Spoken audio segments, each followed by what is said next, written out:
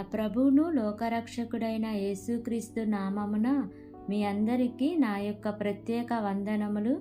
ఈ ఉదయకాల సమయమున దేవుడు మనకిస్తున్నటువంటి వాగ్దానమును చదువుకుందాం. యెషయా గ్రంథము 61వ అధ్యాయము 7వ వచనము. మీ అవమానమునకు ప్రతిగా రెట్టింపు ఘనత నొందుదురు. ఆమేన్. దేవునికే మహిమ కలుగును గాక. ఈ ఉదయకాల సమయమున దేవాది దేవుడు ఈ యొక్క వాగ్దానము ద్వారా మనందరితో మాట్లాడుతూ ఉన్నారు. ఈ యొక్క వాక్యమును మనం జ్ఞాపకం చేసుకుంటే, మీ అవమానమునకు ప్రతిగా రెట్టింపు ఘనత నొందుదురు. నీవు ఈ సమయంలో అవమానంలో ఉంటున్నావేమో, నిందలలో ఉంటున్నావేమో, కానీ దేవుడు నీ పరిస్థితిని చూస్తున్నాడు. నీవు ఒకవేళ ఈ విధంగా అనుకుంటూ ఉన్నావేమో, నేను న్యాయమే చేశాను, నేను ఎవరిని మోసం చేయలేదు, కానీ నా మీద నింద వేశారు, అందరి ముందు నన్ను అవమానం చేశారు, హేళన చేశారని నీవు బాధపడి కృంగిపోతూ ఉన్నావేమో. మనుషులు నీకు న్యాయము తీర్చకపోయినప్పటికీ, మనుషులు నీ మీద అన్యాయపు తీర్పు వేసినప్పటికీ దేవుడు న్యాయవంతుడు కాబట్టి తప్పకుండా దేవుడు నీ ఎడల న్యాయం జరిగిస్తారు.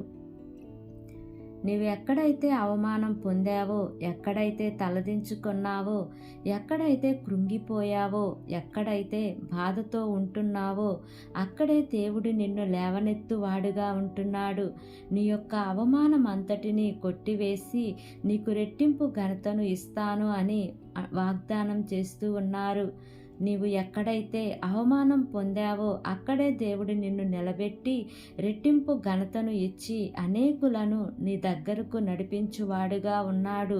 కాబట్టి నీవు భయపడకుండా ఈ వాగ్దానమును ఎత్తిపట్టి ప్రార్థన చెయ్యి.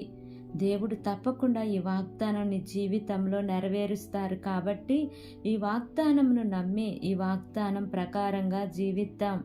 దేవుడి వాగ్దానము మనందరి జీవితములలో నెరవేర్చబడును కాక. ఆమేన్. ప్రార్థన చేసుకుందాం. ప్రేమ కలిగిన యేసయ్యా, కృప కలిగిన దేవా, నీకు వందనాలు తండ్రి, నీకు స్తోత్రములు ప్రభా. ఇంతవరకు నీ కృపలో మమ్మల్ని కాచి కాపాడిన విధానాన్ని బట్టి నీకు వందనాలు తండ్రి. ఈ ఉదయకాల సమయమున మీరు మాకు ఇచ్చినటువంటి ఇట్టి వాగ్దానాన్ని బట్టి నీకు వందనాలు ప్రభా. ఎంతమంది బిడ్డలు ఈ వాక్యముని విని ప్రార్థనలో ఏకీభవిస్తున్నారో తండ్రి, ప్రతి కుటుంబాన్ని మీరు జ్ఞాపకం చేసుకోండి అయ్యా. నీ మేలుల చేత వారిని తృప్తిపరచమని అడుగుచున్నాను ప్రభా. ఎంతమంది బిడ్డలైతే అవమానంతో నిందలలో ఉన్నారో తండ్రి, వారందరికీ విడుదల దయచేయమని అడుగుచున్నాను ప్రభా. వారి యొక్క అవమానం అంతట్లో నుంచి నా ప్రభా రెట్టింపు ఘనతను మీరు ఇవ్వమని అడుగుచున్నాను ప్రభా.